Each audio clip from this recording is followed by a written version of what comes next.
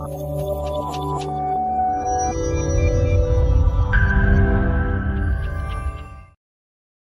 అండి, కణాలు బాగున్నాయా? సెల్స్ హెల్దీగా ఉన్నాయా? అసలు ఇన్నిసార్లు మనం మాట్లాడుకుంటున్నాం కదా ఆరోగ్యం గురించి, ఇంత కష్టపడుతున్నాం కదా, ఇన్నాళ్ళు దాన్ని పట్టించుకోకుండా ఇవాళ ఇంత కష్టపడి ఆరోగ్యం గురించి ఆలోచిస్తున్నాం. ఈ ఆలోచన వచ్చినప్పుడు నాకు ఒకటి గుర్తొస్తుంది.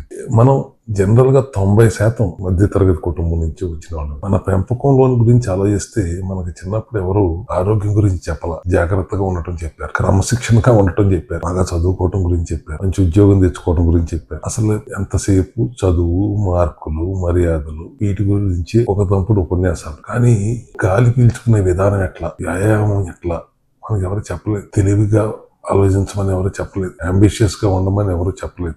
గ్రౌండెడ్ గా ఉండమని చెప్పారు. ఆరోగ్యం గురించి మనకి ఎవరు ఏమీ చెప్పలేదు. బయటికి వెళ్ళి ఆడుకుంటుంటే చదువులు సంధ్య లేదు, ఊరికి గాలి తిరుగుతున్నావేంటి అన్న సందర్భాలు కూడా ఉన్నాయి. తర్వాత ఇక పెళ్లి, పిల్లలు వీటి గురించి చెప్పారు. కుటుంబం, గట్ హెల్త్ అంటే ఏంటో మనకు తెలియదు. ఆరోగ్యం గురించి అనారోగ్యం వచ్చినప్పుడు మాత్రమే ఆలోచిస్తాం. మన ఆలోచన విధానం అలా ఉండేది. తలనొప్పిగా ఉందంటే ఎందు బాంబు పూసి, నడు నొప్పిగా ఉందంటే మూవు రాసి, గొంతు నొప్పిగా ఉందంటే పాలలో కొద్దిగా పసుపు వేసుకుని తాగి, నీరసంగా ఉందంటే ఓ రోజు సెలవు పెట్టి, అంతే తప్పితే డాక్టర్ దగ్గరికి వెళ్ళాలి అనే ఆలోచన రాదు కాదు. డాక్టర్ దగ్గరికి వెళ్తే ఆ టెస్టులు ఈ టెస్టులు అని రాసి లేనిపోని రోగాలన్నీ అంటగడతాడు. ఎందుకు వచ్చి ఇదే కదా మన ఆలోచన. తర్వాత కుటుంబం గురించి ఆలోచిస్తున్నాము, వ్యాపారం గురించి ఆలోచిస్తున్నాం, డబ్బులు సంపాదిస్తున్నాం, రూపాయి జాగ్రత్త చేస్తున్నాం, పైసా చూసి జాగ్రత్తగా ఖర్చు పెడుతున్నాం. కుటుంబం గురించి ఆలోచిస్తున్నాం, సెటిల్ అవుతున్నాం, కెరీర్ గురించి ఆలోచిస్తాం, పరువు కోసం ఏ పనైనా చేస్తాం, పరువు రెస్పెక్ట్ పెంచుకోవడానికి ఏ పనైనా చేస్తాం. వెలవెలలాడుతున్న శరీరం గురించి మాత్రం పట్టించుకో. ఆ టర్మ్ పాలసీలు, లైఫ్ ఇన్సూరెన్స్లు కట్టేస్తాం. ఆరోగ్యం మాత్రం రూపాయి ఖర్చు పెట్టు. 2-3 పాలసీలు కడతాం, ఆరోగ్యానికి మాత్రం రూపాయి ఖర్చు పెట్టం. తీరా జబ్బు వచ్చిన తర్వాత హాస్పిటల్కి వెళ్ళి వేలు లక్షలు ఖర్చు పెడతాం. అప్పుడు అనుకుంటాం, దేవుడా ముందు జాగ్రత్త పడితే బాగుండేది కదా. ఆయాసంగా ఉంది, అజీర్తిగా ఉంది, నిద్ర సరిగా పట్టట్లేదంటే వయసు పెరుగుతుంది కదా, సహజమే అనుకుంటామే తప్ప దాని మీద శ్రద్ధ పెట్టం. ఇది జనరల్ గా అందరం సహజంగా జరిగే ప్రక్రియ, ఎవరు తప్పు పడతాం కాదు. మధ్య తరగతి కుటుంబం అనేది ఆలోచన విధానం ఇలాగే ఉంటుంది కదా. నాకు అనిపించిన ఆలోచన ఇప్పుడు అది అరిచి గీ పెడతాంది. అరే లివర్ దెబ్బతిందరా, ఆల్కహాల్ కోసం, కూల్ డ్రింకుల కోసం ఫుల్గా లాగిచ్చేస్తాం. మెడికల్ షాప్కి వెళ్తే ఎంఆర్పి మీద యుద్ధం చేస్తాం. అబ్బో గొప్ప సాధించామని మన జబ్బలు మనం చరుచుకుంటాం. పిజ్జాలు తినాలన్నా, బిర్యానీలు తినాలన్నా, బజ్జీలు తినాలన్నా, బేకరీకి వెళ్ళాలన్నా ఎంత దూరమైనా వెళ్తాం. తిన్న తర్వాత సాయంత్రం 2 కిలోమీటర్లు నడుద్దాం అంటే మాత్రం బతకం. అది విలవిల్లాడిపోతుంది శరీరం. మనలోనే ఉన్న శరీరం అనే డాక్టర్ని అది అన్ని సంకేతాలు ఇస్తున్నా మనం పట్టించుకో. పైపెచ్చు ఒక మంది వేసుకుందాంలే, తర్వాత చూసుకుందాం. ఇది మన ఆలోచన విధానం.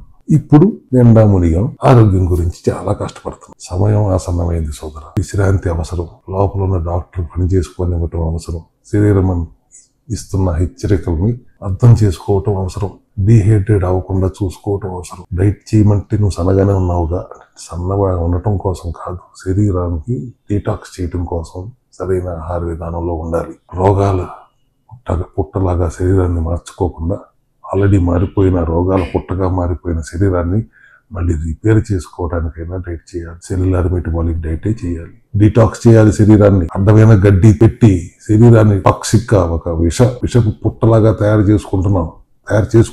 దాని నుంచి బయటపడాలి. దాన్ని డీటాక్స్ చేయాలంటే CMD డైట్ చేయాలి. సెల్ హెల్త్ క్లినిక్ లో ఉన్న మా ప్రోటోకాల్ వాడి తీరాలి. చేతులారా తీసుకున్నాం, తెలిసి తెలియక చేసుకున్నాం. ఇప్పుడన్నా జాగ్రత్త పడదాం. ఇంకా నయం, మనకి మ్యానుఫ్యాక్చరింగ్ డేట్ తెలుసు కానీ ఎక్స్పైరీ డేట్ తెలియదు. పుట్టింది ఏ రోజో తెలుసు, ఎక్స్పైరీ డేట్ మనకు తెలియదు. ఎక్స్పైరీ డేట్ కూడా ఒకవేళ మనకు తెలుసుంటే ఎంత అరాచకం చేసేవాళ్ళం. ఇప్పటికే ఎంత చేశాం. మన డేట్ ఏంటో మనకు తెలిస్తే ఇంకెంత చేసేవాళ్ళం. విచ్చలవిడిగా ఉండేది ఈ పరిస్థితి. ఇప్పుడన్నా కనీసం ఈ సమయంలో అయినా కొద్దిగా కష్టపడుతున్నాం, ఆలోచిస్తున్నాం ఆరోగ్యం గురించి. Brother, time has come. మన గురించి, మన శరీరం గురించి ఆలోచించండి. శరీరం మీద మనం పెట్టే ప్రతి నయా పైసా ఖర్చు కాదు, రేపటికి పెట్టుబడి.